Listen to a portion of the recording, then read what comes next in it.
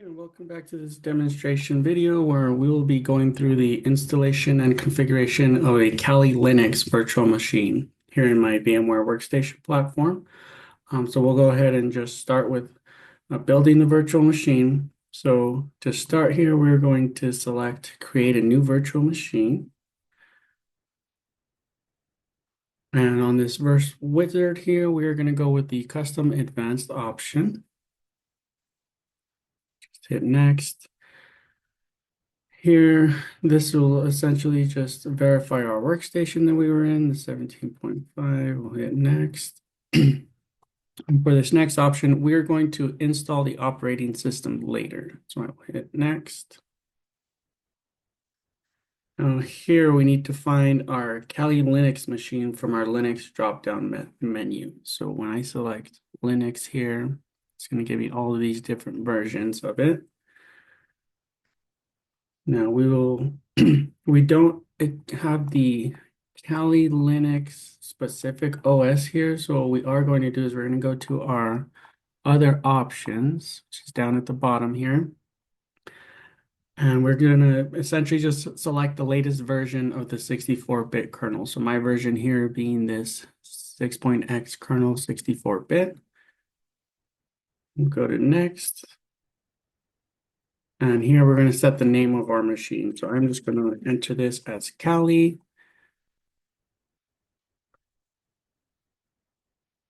And then you you can browse for a dedicated location in your computer for your VMs. I'm okay with the location it has set for me, so I'm just going to hit next here.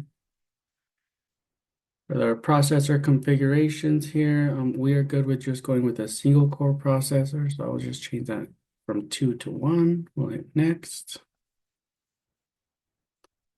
Here we need to set the memory for our VM. We're going to go ahead and go with 4 gigabytes. That's plenty. We'll hit next. Here, because we are installing Kali Linux on our local internal network with no plans to connect to the internet, I'm going to set this as host-only networking rather than going with the NAT or bridge networking. If we need to update this at a later time, we can do it temporarily from our VMware settings. I'm going to hit next here. We're going to go with the controller types. We'll go with recommended LSI logic here next. And as well as the disk type, we'll go with the recommended SCSI next. On selecting a disk, we are going to be creating a new virtual disk. Let me hit next. We will be storing this virtual disk as a single file, not splitting it. And then in regards to the maximum disk size, I'm going to go with 40 gigs here. We'll hit next. Specify disk file, that's fine. We'll hit next again, and then we're going to finish. So now we've created our Kali Linux virtual machine, but before we go to power it on, we have a few settings to finalize. So I'm going to edit my virtual machine settings here.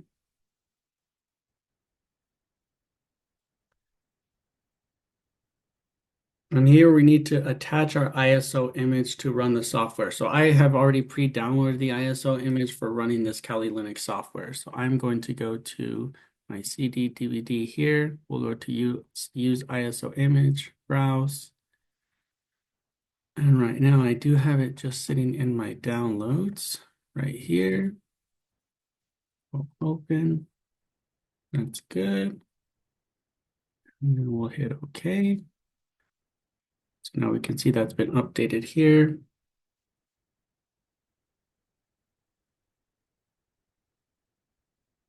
And now that our ISO is attached, we can go ahead and power on this machine. So I'm just going to go to power on virtual machine. It's going to start it up.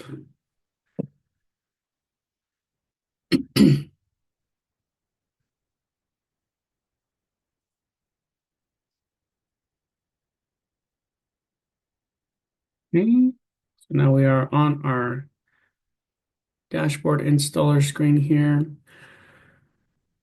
So we're going to go ahead and proceed with the graphical install. Let me just click into my virtual machine here. My little mouse pointer disappears, and I'm just going to hit enter on my keyboard for the graphical install here.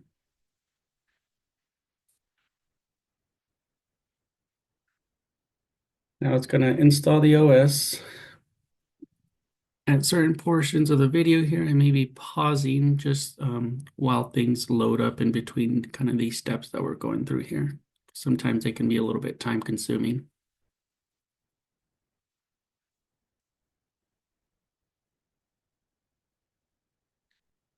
Okay, so we are going to use English for our language here.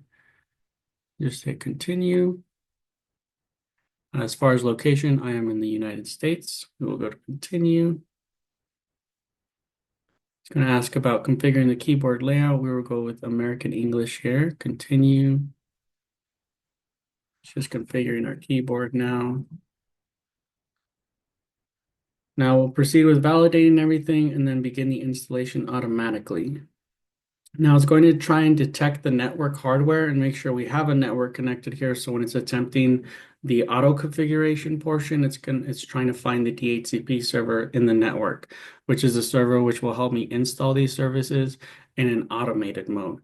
But we're going to be handling the configurations manually because we want to simply use this for our local network environment. So in just a minute, when this finishes, it'll give us essentially a network configuration failure, which is fine. We're just going to continue from there.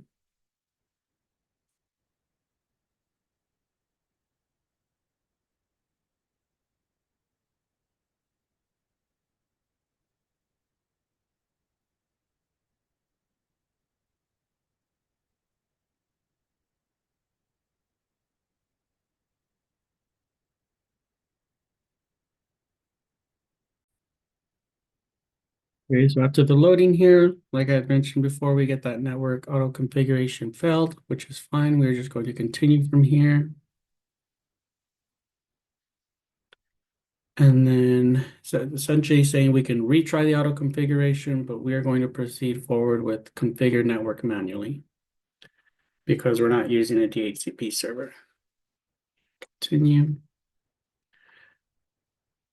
If we had our original VM settings applied to those NAT or bridge options, like I mentioned earlier, it would simply auto configure, but we are going to continue here. And now we're going to go with our IP address. So here we'll enter the IP. I'm going with the IP for my firewall for this environment that I'm working in with my VMware, which is 10.1.1.2/8.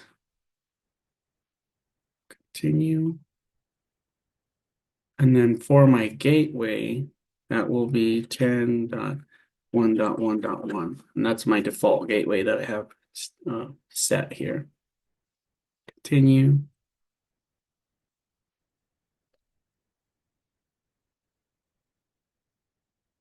Next, it's going to configure the network. I'm just going to continue again.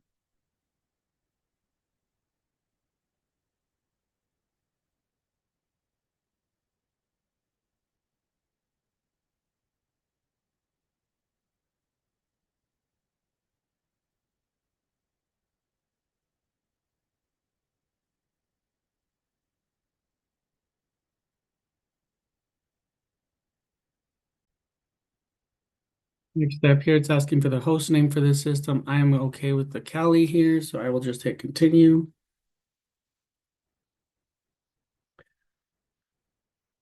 And then here, you can set a domain name if you like. I'm going to just leave this portion blank and continue. And then set up users and passwords. So for the user account name, I'm just going to put my first name here. Hit continue. And it shows us our username for our account. That's fine. We'll hit a continue. And now it's going to ask you to set up your password. Make sure to select the strong password that cannot be guessed. Let me just enter that here.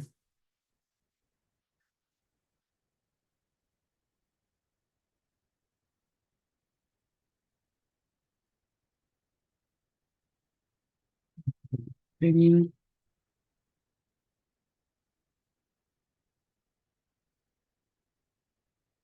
For your password, ideally, you'll create a complex password that's hard to guess. Next, we're going to configure the clock. So your system will notify you or update you based off of this. So for my area here, I am mountain. Select continue.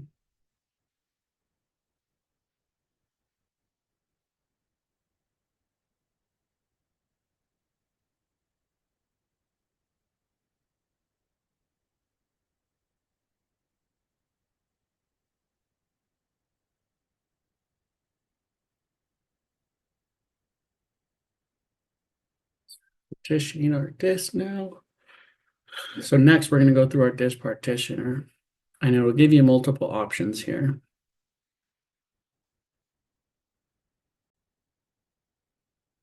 Okay, so as far as our options here, we have guided use entire disk, use entire disk and set up NVM, or use entire disk and set up NVM, or manual. LVM being the partitioning type. For this portion, I'm going to select guided use entire disk since we are using a single disk for our single purpose here. So the option it's on is fine. We'll hit continue.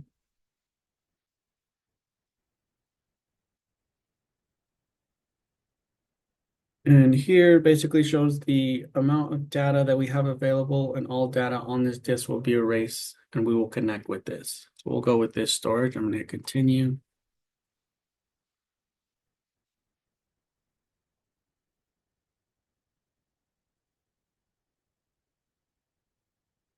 And we'll go with the recommended selection here for the disk partitioning, which is the all files in one partition, which is recommended for new users versus these other separation options. We'll just hit continue.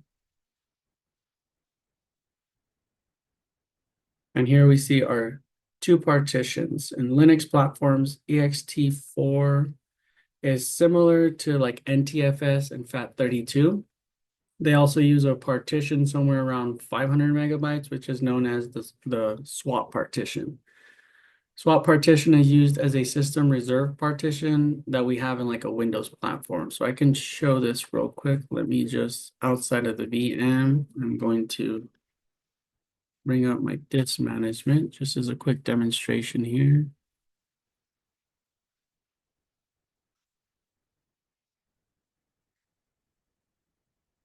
So we have this disk 0, which with my healthy EFI system partition. So we use this as a system reserve in Windows. So say my operating system files are missing and I'm unable to reboot my machine for any reason, this partition here helps me to easily open those files. So just a quick demo there. Let me just close that down. Just wanted to explain the benefit of having the swap partition for our system reserve. So back to our Linux configuration here, swap is our system reserve and ext is used to hold files as storage. So here it's asking to write changes to the disk.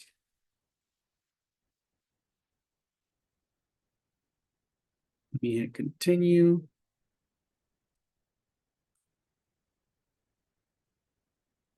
And here we're going to select no. Continue. Continue again. Now the second time I'm going to select yes and continue.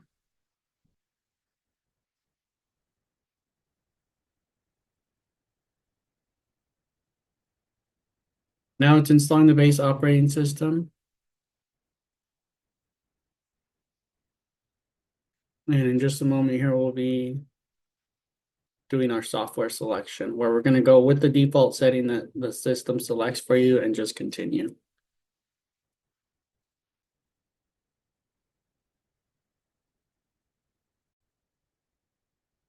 We're here at software selection now. Like I mentioned, we'll just keep these default settings here. We're going to go with desktop environment, continue.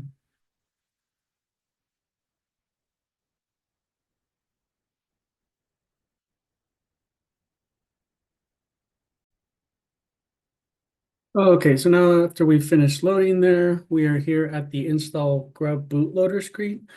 So this is basically giving you the option to recover your operating system in a Linux platform. So you have like a recovery partition similar to Windows recovery mode. And Linux Grub Bootloader is a part of the UEFI boot system, which is a secure boot system. This is a concept where manufacturers decided that they're going to build a core boot order sequence where you connect your hard drive and boot your system with your CD or DVD-ROM. Based on that, you can install, and once you finish installation and your system is booting, it will not recognize anything that is updated in the boot manager except the storage drives. This is basically a way to protect your device or system. So in Linux, we use the grub bootloader for this purpose. Here, we're going to simply select yes and continue. And then for this newly installed system here, we are going to not go with manually, but we're going to select this dev/SDA. We'll hit continue. This is going to load again.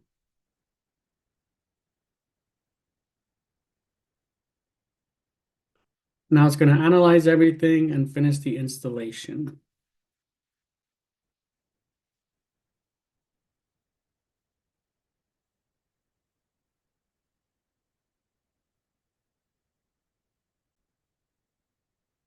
Okay, so now the installation is complete. We're going to just hit continue and reboot the Kali Linux machine here.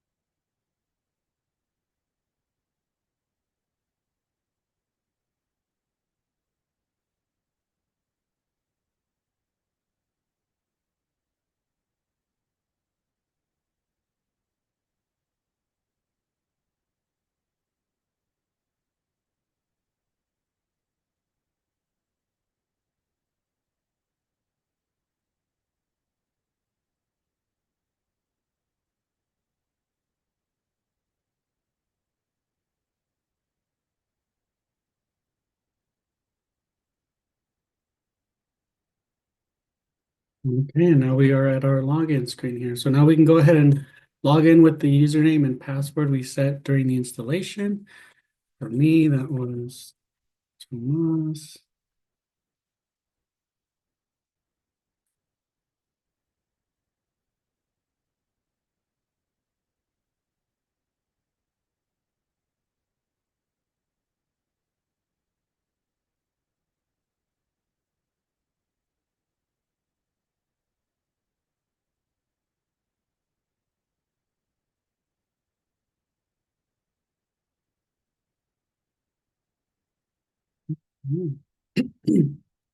So now we are logged in here and we can see our Kali Linux dashboard. So Kali Linux is designed for the cybersecurity world. It is an operating system that we can use to monitor our networks. We can use it to capture packets, analyze, and essentially just review everything going on. Looking at our drop-down menu here, let me just select that. Can essentially just list off all of these different applications we have. Reconnaissance here, you have your BERT sweep, GovBuster, Legion, Multigo, Nmap, ZenMap, resource development, initial access, execution, you have your Metasploit, PowerSploit, persistence, web shells, privilege escalation, defense evasion, credential access, all of these different brute force hash identification, password cracking, discovery, lateral movement, collection, command and control, exfiltration, impact, forensics, services, and other tools. So basically just a whole major list here of a lot of different very useful applications, specific to the cybersecurity world. At this part, I'm going to go ahead and just leave this as the end of the demonstration here, just on the, basic Kali Linux installation and configuration. So we will come back later in another video to kind of explore navigating some of these applications like Nmap and Wireshark specifically, as well as just, understanding some basic Linux terminal commands. At this point, I will go ahead and power off my machine here, and then I'm just going to take a base snapshot. That way I have the basic snapshot to revert back to, should I want to do that after kind of working through some of these programs and getting everything back to essentially the basic software system here that I have set. But again, thank you again for watching and hope to see you in the next video.